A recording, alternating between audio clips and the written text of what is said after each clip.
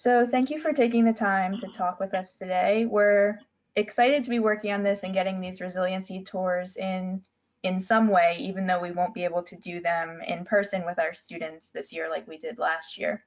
But hopefully this is a good substitute and maybe we'll get some more people in addition to our Create ambassadors checking out these hazard mitigation resiliency success stories throughout the communities that we're focused on. We wanted to talk about the goat project to manage the invasive species at Hugh Park. So if you could just maybe start with an overview of that project, why it was necessary, what it entailed, the impact that it had. I'm thinking sometime in 2010 or 2011, we started to see a real proliferation of knotweed around the city, and we started getting complaints about how it was overgrowing on the Bushkill, and fishermen were, having a tough time accessing the creek, and then we began to kind of observe it had really taken over on the Lehigh as well, down in Hugh Park and whatnot. And we sought advice at the time from the Penn State Extension and a whole number of folks, the state, DCNR, and the guidance was generally, the only way to truly get rid of it was with multiple treatments of, glyphosate or another type of synthetic management. So we began doing that, and then we started getting complaints about using any type of synthetic chemicals. So, we then worked with our EAC, or Environmental Advisory Commission, and we developed an integrated pest management program, and then really kind of just sought to, seek out alternatives to chemical use. And one of the alternatives we found was goats. Goats actually, having had the experience, goats are pretty open to whatever they're eating. They eat poison ivy, but they do eat knotweed, and from my understanding at the time, it's not only the eating but the stomping as they walk through it, and they just really don't have much preference. They'll eat whatever you put in front of them. So we thought we would give it a whirl. I was a little hesitant at first because, having unmanaged animals in a public park, I was actually concerned about the welfare of the animals. People tend to not understand how to handle them and feed them, and so we put some time into signage, and we got a solar-powered electric fence that the herder who gave us the goats, recommended, and he helped us set it up. And so we started, I think we started in like 2012 or 13, somewhere in there. We went with a company in Rhinebeck, New York called Green Goats. And we used them because after researching a bunch of companies, they hand raised the goats and bottle fed them. And according to them, it reduced straying, which was another concern because we didn't know if the goats would spook the mules if they got out. Plus, having goats running wild in a public park that's kind of in an urban setting is not ideal. So we went with him, and they were actually fairly well behaved. They did get out occasionally, and we would get them back in with a carrot and a dog leash. And they're pretty smart too, because the way the fence was structured, we had it actually running down to the Lehigh, so they couldn't skirt around it and get out. But when the river came up, which it does frequently, it shorted the fence out, and the goats must have been regulars at trying to escape because they always knew when the fence was de-energized, and then they would all get out, and we'd have to go down there and kind of rein them back in. So from a management standpoint, that was kind of difficult. But overall, I think in the end, the experience was that they were marginally effective in controlling the knotweed. I think the proliferation at that point was so bad it was just difficult. We would probably have needed 3 times the amount of goats to make a bigger difference. I think it was more of a pilot effort anyway, and we didn't really want to get too crazy just given the management issues and the escaping and the fact that that was a whole new type of project for us. And actually, it was interesting because that was going on in the context of public arguments about residents having chickens, and which actually became pretty heated at some point. So here we're telling people they can't have chickens, and we're putting goats in the park, and so there was a small amount of criticism about that, but overall it was well received. And then unfortunately they lost their herd in a barn fire, and I think they lost over 100 head at the time, and it was pretty devastating because it was a family-run business. So a lot of people, started donating goats to them so they could get their numbers back up and restart the business. But what we found was after that incident, the goats were not bottle fed and hand raised, and so they were straying like crazy. And that was only a story that the herder had told me about straying, but it appeared to be relatively accurate because we just couldn't keep them in the fence. They figured out how to jump over it. They didn't care whether it was energized. They kind of wanted what they wanted, so it just became a daily management issue trying to reherd them. So in the end, while I thought overall it was a good experience and I think it was pretty well received by the public, it just became too difficult to manage it. And again, I think if we were really going to use it in an effective way, it would have had to been scaled up quite a bit.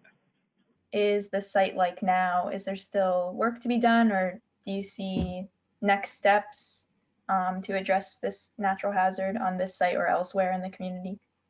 Well, it's kind of a competition of interests, really, and it's kind of a tug of war. So the site, I would say, has pretty much returned to pre-goat conditions, fairly well overgrown. Japanese knotweed is a pretty opportunistic plant, and it's tough the way it grows under the ground.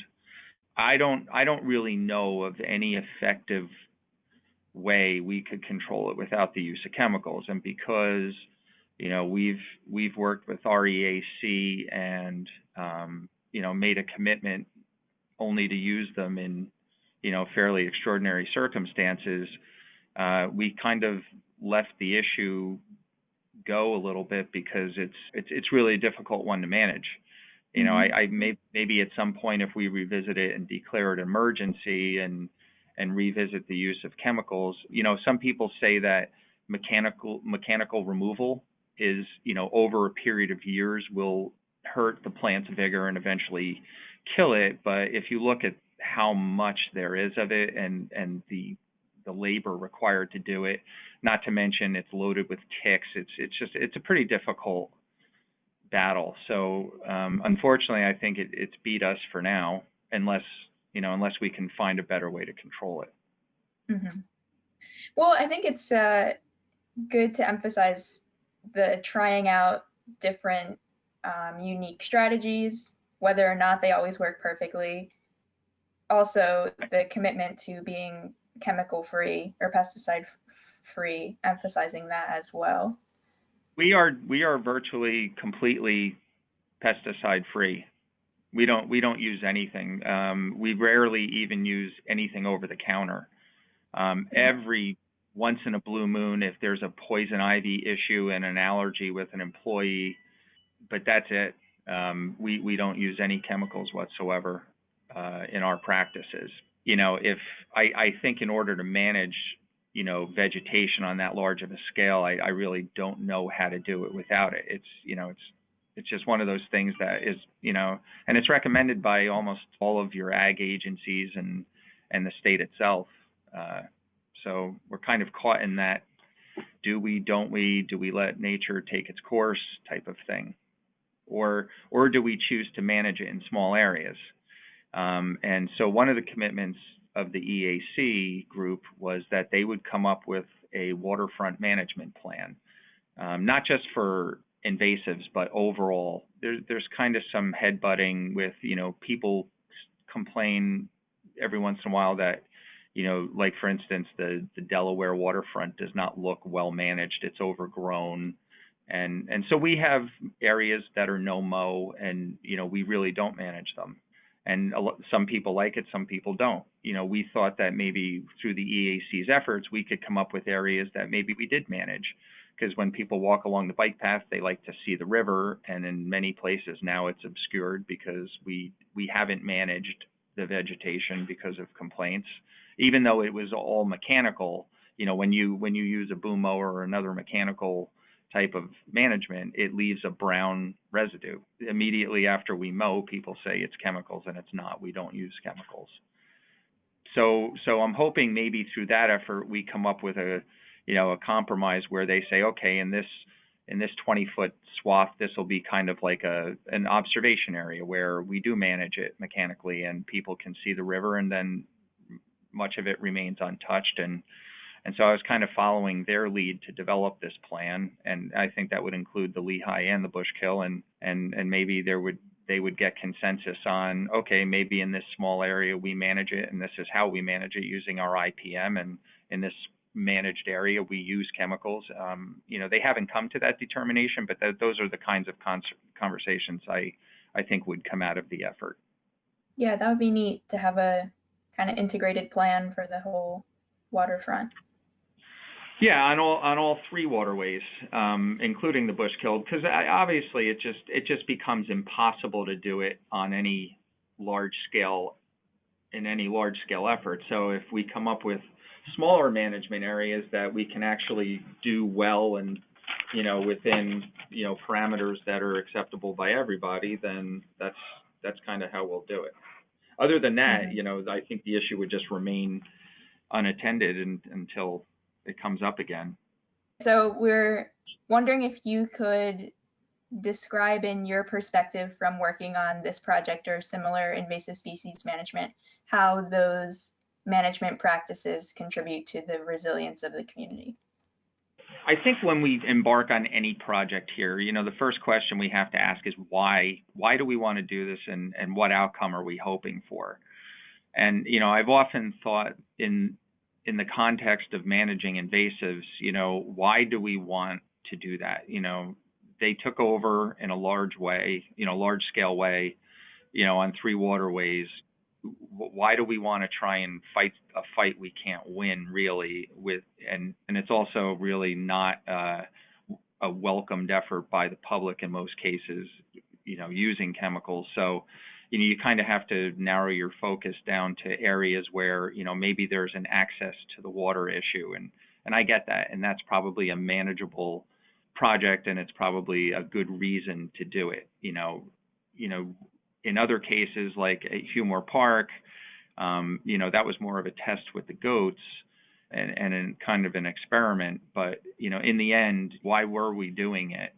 Because no one really goes in that way. It's not access for boating or fishing or anything like that. So I think it's important to understand why we want to do it. And from a resiliency standpoint, long term, I think I'm not an expert on invasive species, but I don't think Japanese knotweed or other invasives are the best riparian plants. And so, maybe there's an argument to be made that, in the future, if, high water or scour or erosion occur, maybe that's a reason why you would want to, manage invasives in certain areas to protect the riverbanks from erosion or, get better access. I think the effort is important from a resiliency standpoint for us to learn and get better and develop methods to combat it. It's just, I think it needs to be a focused effort, and we need to work with groups like the EAC to develop management plans that become acceptable. And I think if you communicate that and people understand, why you're doing it, what the plan is and how we're accomplishing it, it probably just makes for an overall better discussion. People have a better understanding of what we're doing and why. Flooding is another major hazard that the city of Easton has to deal with. Are there any projects that you or the city have been involved in to increase our resilience to future floods? That was in 2004, that was probably a very good example of getting caught off guard. I still remember I got called in the middle of the night we had a night highway crew at the time, and the guy says to me, and I was relatively new here. I had only been here, I don't know, maybe 5 months in the position. And, he called and said, hey, there's water in the public works complex. And I'm like, well, have you seen that before? And he said, no. And I said, well, how long have you been with the city? And he said, 35 years. And I said, well, that doesn't sound good, and it was kind of starting to run through the garages. And then, we just got all hands on deck, got everything we could get out of there. And thank goodness we had enough people come in to get, our equipment, vehicles, major consumables. We actually, at the time, scrambled and just put everything up on the auto repair lifts to get it out of the way. It was insane. And then, unfortunately, at that time, complacency had probably set in over decades, because I don't think we really had any major flooding events for years, at least, that affected, our complex or the public in any major fashion. So, kind of fell away. And so, that destroyed all the ground floor offices. Employees had nowhere to report. It was complete chaos, actually. And then, and then at the same time, we're dealing internally with all that. We actually need to provide service, get the streets reopened, get all the underground utilities cleaned, because river sediment is really kind of a bear to deal with. It's heavy and it condenses and packs pretty readily. So it was tough to clean out all the stormwater pipes. And, I remember we ended up putting plows on the vehicles to kind of get the streets cleaned, and called in some help from the other cities for flushing debris down the drains to get it off the roads, and getting all of the people that were affected, trying to get all of their their bulk items and everything that got destroyed in their homes and construction debris out, so we didn't start having vector issues and garbage all over the place. So it's kind of a steep learning curve.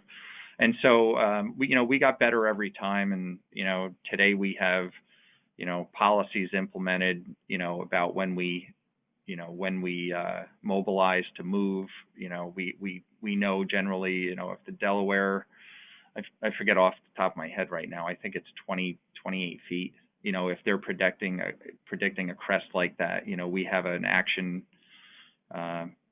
range where we get everyone. We have muster points. We know where all the vehicles are going. We know where the equipment's going. We don't store things on the floor. Anything like, things down the recycling center, everything is quick connect. It can be moved quickly. All the offices are on the second floor. We've just, it's something, unfortunately, that you get good at after a while. And so now I think we can pretty much be ready to go in a couple hours. And normally flooding, if there is a good part of it, it's that, you generally have some advance notice. Maybe not so much in flash floods on the creek, but when we have major flooding events, it's usually when the Delaware comes up and acts as a weir, and then it back floods. So we usually have some notice of that. But so yeah, that's kind of what we did. It took a little bit of getting destroyed first, and then kind of reacting to that. But I think today we're in a much better place than we were.